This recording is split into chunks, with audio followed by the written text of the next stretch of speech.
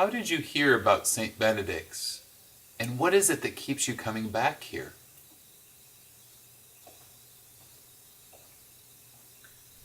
Before I came here, I was frustrated. I wanted to serve.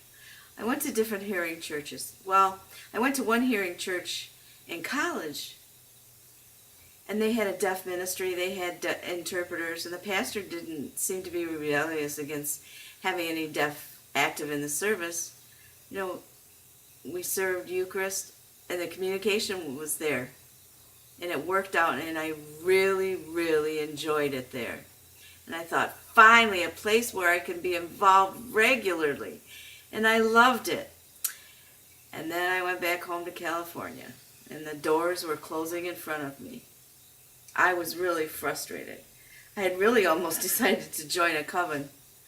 I wanted to serve God, and I thought I could serve God through the healing of the Wiccan faith.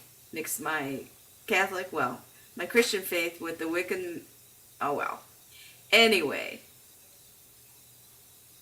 a friend of mine who later got married introduced me to St. Benedict's. I'd heard of it before, but I had never been. When I went in, I don't know, a spaghetti dinner or something like that, and I stood there kind of twiddling my thumbs for a minute. But then Jane Lemke saw me standing there, and she said, "You, come here." And I went, "Me?" Turned around and looked to see anybody else was around. She said, "Yeah, you, come here. Understand, I've never met this woman before." And she said, "Toss this salad for me, please." So I did. She immediately put me to work, said, "Do this, do that, and the other thing." And then in passing, she said, "What's your name?" And I said, "Nancy." And wow, everything happened. And from then on, I was just involved. I became a member.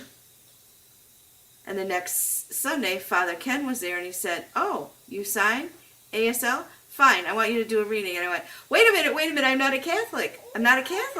I can't." And he said, "Fine, you can do it." And I went, "What? Understand, I am not a Catholic." And he said, "That's okay, you're Catholic enough. You'll be a Catholic."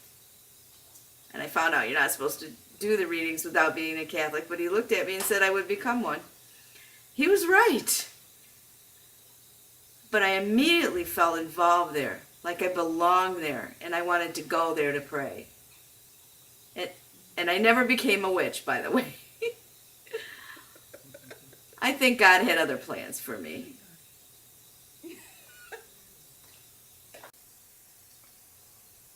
A lot of the research points to deaf people being victimized more by sexual abuse than hearing people.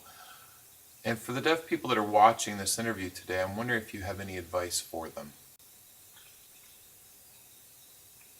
Okay, first of all, it's not your fault. Please, if someone tries to blame you, put that blame on the person that did that to you. It's nothing you did that made you the victim. I don't care if you're shapely and have a bikini. It doesn't matter. It's not your fault, period. Remember, God is here. God will take care of that person. Get help. Get help from domestic violence group, a support group, through the police. Doesn't matter if it happened a long time ago. Get help. Contact your local church, the police, or the local women's health center. There are a lot of things you need to do. Get professional help. You can't do it alone. Have a relationship with God. It wasn't his fault. It was that other person that chose to do evil. That person made the choices. Blame that person, not you.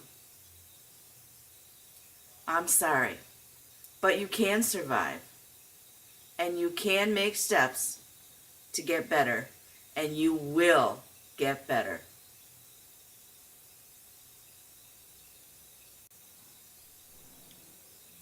Do you have anything else that you'd like to say to our audience? People wonder why deaf are more vulnerable. Well, it's not only the deaf. Native American women are very vulnerable. So are women immigrants that don't speak English. The reason is simple. They don't have easy access to communication. They don't have easy access to places to get help. The language barrier is the problem. So the person will think, oh, that'll be easy prey, because they can't tell on us.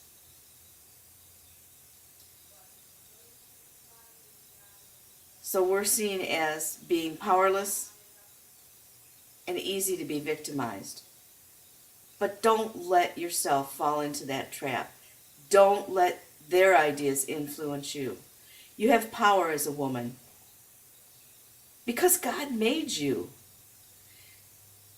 God didn't make weak people. Don't give that person power. When you forgive that person, you don't have to be friends with them. I forgave the man who raped me, and it scarred me for life.